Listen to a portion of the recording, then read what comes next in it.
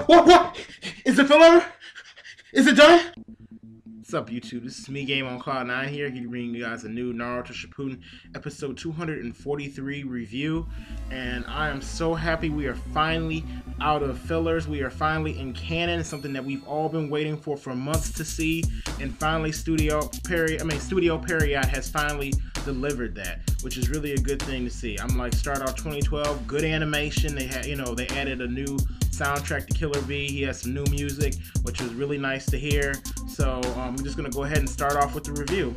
The episode started off with us seeing Naruto and Yamato, Guy, all of them on this ship, as well as some other Cloud Ninjas on this other ship. It wasn't the ship that they were using during the fillers, of course.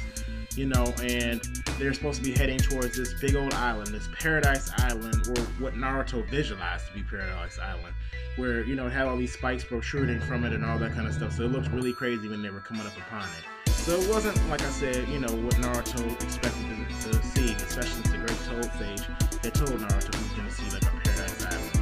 But maybe it's because there's, how the toads, they like all these different bugs and all that kind of stuff, because that's basically what the island looked like. It kind of looked a little bit nasty, at first.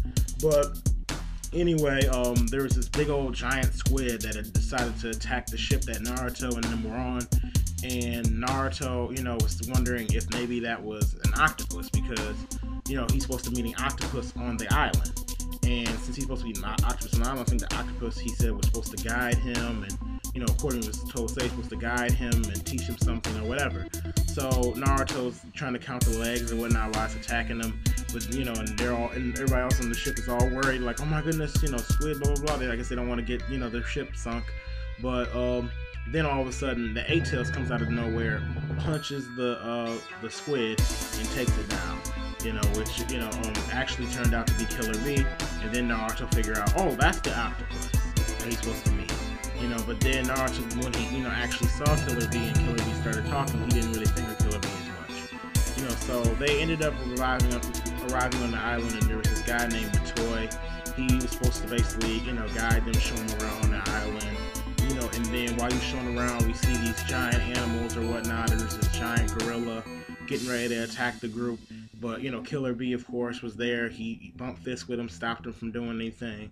And, Matoy explained that Killer B had trained all the different animals on the island, because there's a lot of different giant animals. I mean, these animals are pretty big. They're not quite sheep toad size, but they're up there in size, which kind of makes me think, with all these different giant animals in the Naruto series, I swear everybody should have a summon. Everybody should be able to summon something. There's no reason why I shouldn't see Sakura using summoning jutsu. I mean, seriously, because I'm thinking like, okay, make a contract with something. I'm like, why not? Just for the hell of it. But of course we don't, that doesn't happen. It would be a nice thing to see, but of course, like I said, it doesn't happen. But anyway, they ended up going to their rooms or whatnot, where they're supposed to, I guess, sleep, like their whole time during this S-class mission.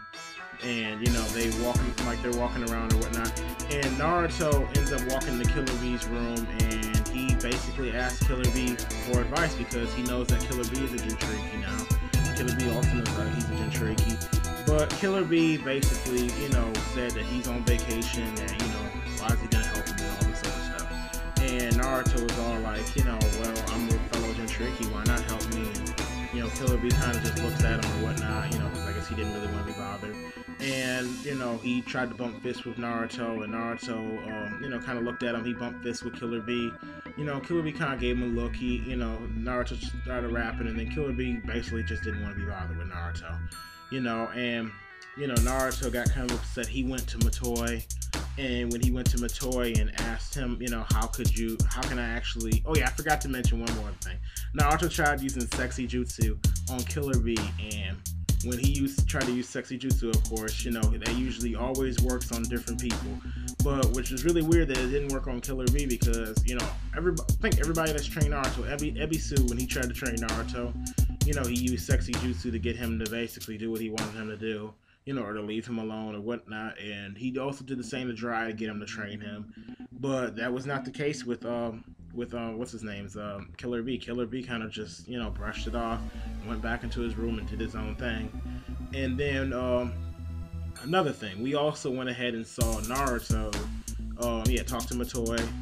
When he talked to Matoi, he asked him, "Oh, this old man won't help me out. He won't do anything. Blah blah blah blah blah, all that kind of stuff." Complaining to him, and then he got mad about him complaining about Killer Bee and saying, "Oh well," I'm like, you don't know Killer Bee. Killer Bee, had a hard life. You should know that if you're a Jinchuriki. And Naruto started arguing with him, saying, I do know how he feels, but he should go easy on me if he knows how it is to be a Jinchuriki and all this other stuff. So then Matoi finally decides to go ahead and show him to this place where I guess Killer Bee learned how to train and be able to tame the Eight Tails. And he went, and it's called the Falls of Truth. And when he went to the Falls of Truth, he sat down, started meditating, and he got into the state where I guess you're supposed to, your hatred manifests itself into you, basically. It makes a copy of yourself, and he had to face his dark self in a fight. And the thing about facing his dark self in a fight is his dark self can do every move that he can do down to the T. He can, if Naruto throws a punch, he throws a punch. If he throws a kick, he throws a kick. If Naruto makes shadow clones, like 5 shadow clones, he makes 5 shadow clones. He does the Rasengan, the other one does the Rasengan. So they, went tit for tat. There was no way for Naruto to be able to win because it was almost like fighting a mirror image of himself. So Naruto finally, woke up out of the state after they clashed Rasengans, which I may add that fight scene was very nicely animated. I had been waiting, I was hoping that they were going to animate it nicely. They added a few extra things in it, which was also great to see.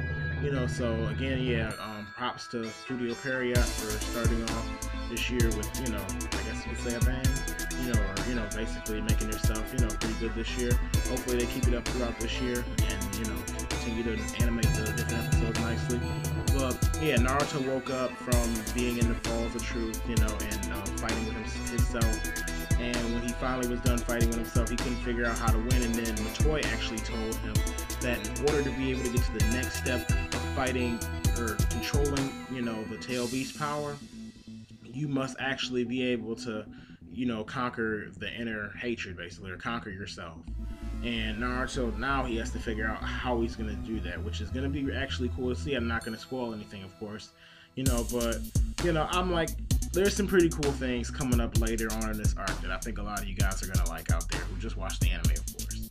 So anyway, one more thing I want to add. I'm going to continue doing episode reviews of Naruto Shippuden, as well as I'm going to start doing One Piece episode reviews. So if you also like One Piece, same thing with Bleach. I'm going to do the same thing with Bleach. And anything else, if anybody else wants me to do anything else related to my channel, I guess check out the other things on my channel. Let me know what you want me to do as far as, any other reviews or any other series.